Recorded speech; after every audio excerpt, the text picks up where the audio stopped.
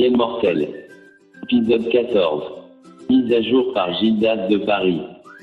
Chacun de nous deux avait pris pied. Je me relevais et lui demandais de me confier enfin le secret. Il se mit à rire en parlant.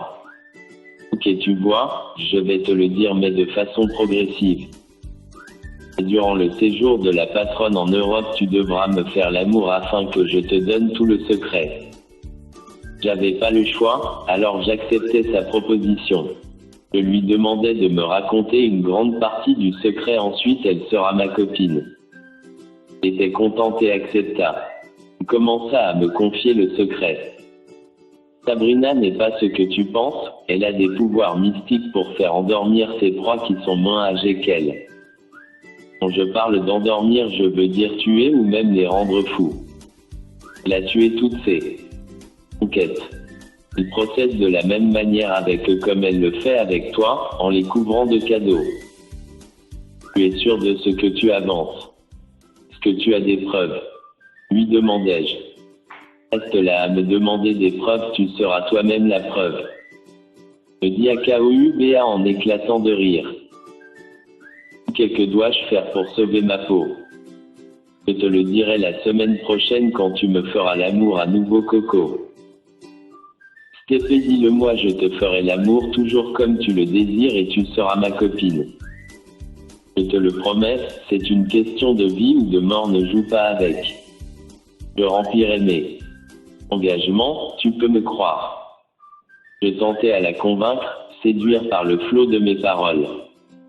Il me regarda droit dans les yeux et me dit « Tu es sûr que je serai ta copine si je te dis toute la vérité, Coco ?» me demanda-t-elle avec une voix plutôt soumise. « Bien sûr que oui, ma jolie. Tu seras ma préférée, ma principale parce que tu m'auras sauvé la vie. » Il baissa la tête, puis continua de me confier le secret. « Tu sais, toute cette richesse qu'elle possède n'est pas vaine. Elle a payé le prix dans de nombreux rituels. Elle a vendu sa fécondité. Elle profite du pouvoir, de l'autorité et de la richesse, voilà pourquoi elle n'enfante pas. Elle a tué tous ses maris et s'est emparée de leurs biens. Elle a une chambre secrète où elle passe la nuit avec ses fétiches. Quand elle couche avec ses proies, elle s'empare de leur chance. Bon, je préfère m'arrêter ici. La prochaine fois quand tu me feras l'amour à nouveau, je vais te confier un autre secret. Stéphé, dis-le-moi, je te ferai l'amour, ma jolie, ne complique pas les choses. Quand elle finit de faire l'amour avec ses proies, elle recueille le sperme qu'ils ont déposé en elle. Ensuite, elle s'en sert pour faire des rituels et des incantations. Après 3 mois, tu tomberas gravement malade, ensuite tu mourras ou bien tu seras animé d'une folie ou tu vas errer toute ta vie. Le jour elle te fera à manger, STP ne mange, trouve une excuse. Merci ma jolie, mais que dois-je faire pour lui sortir des griffes? Lui demandai-je. Il faudrait lui résister et s'enfuir loin d'elle. Il te fera du chantage jusqu'à te manipuler à sa guise.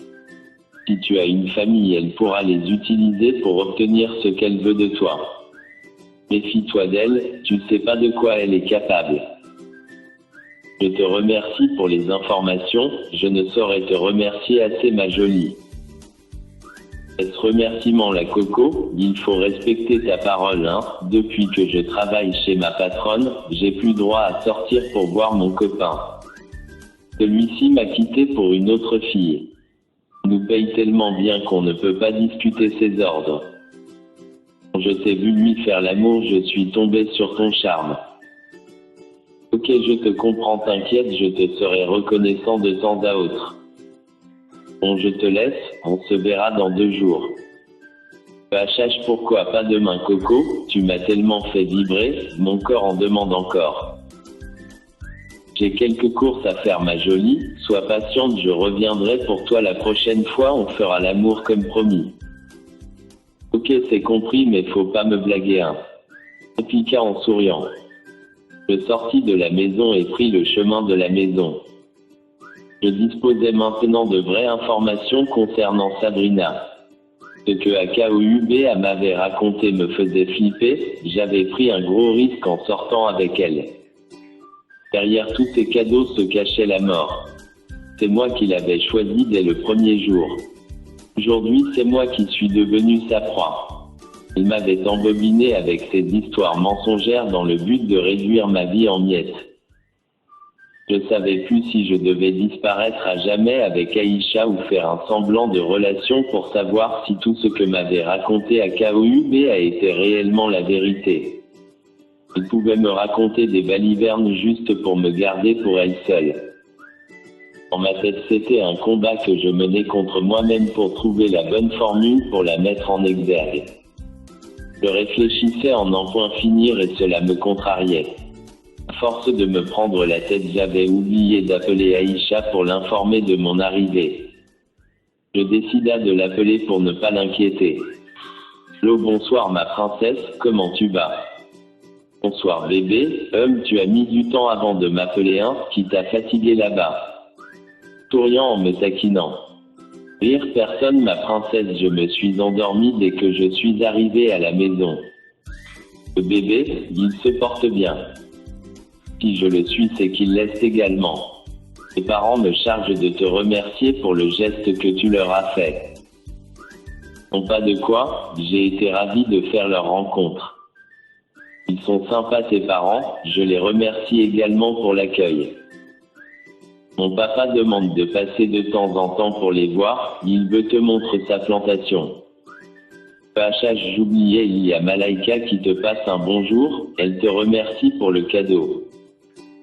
Ok, pas de soucis. Bon, je vais prendre congé de toi, porte-toi bien, je t'aime. Aïe mon amour, bisous, je t'aime fort. Après l'appel, je me rendis à la maison pour me reposer. Dans la soirée, j'allais au lavage auto récupérer les recettes de mon business. En matière d'argent, la confiance n'existe pas. J'appelais aussi mon ami Alton pour lui demander de me rejoindre au lavage. En attendant son arrivée, je me rendis dans une buvette pour me désaltérer avec une bière bien fraîche. J'étais là, assis tout seul en train de faire passer la bande vidéo de ma vie récente dans ma tête. Où j'avais commencé à m'épanouir, voici que le ciel me tombe dessus avec des séries de problèmes. J'y étais aussi pour quelque chose, j'ai voulu jouer à un jeu dont je ne maîtrisais pas.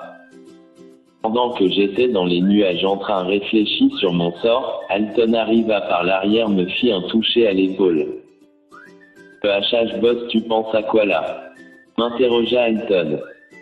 PHH un peu pensif, mais ça va mon frère. T'apporte quelque chose à boire. Oh merci, ton voyage chez ta femme ça a été. Si tout s'est bien passé, la grossesse de Aïcha pousse à grande vitesse.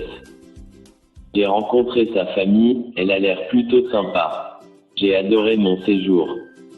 Ok, je suis content pour toi, bonne, on va parler affaires. Les activités se déroulent bien, il y a moins de soucis. Voici les recettes de la journée d'hier et celles d'aujourd'hui. Merci de veiller sur le business, il faut qu'on mette du sérieux dans cette activité afin de pouvoir l'agrandir. Bon, je vais me reposer, j'ai eu une dure journée. Ce soir la nounou quitte ensuite j'entrais à la maison. Arrivé à la maison, les pensées qui me culpabilisaient revenir. J'étais vraiment pas fier de la personne que j'étais durant ces 3 derniers mois. Tout au fond de moi ma conscience me réprimandait.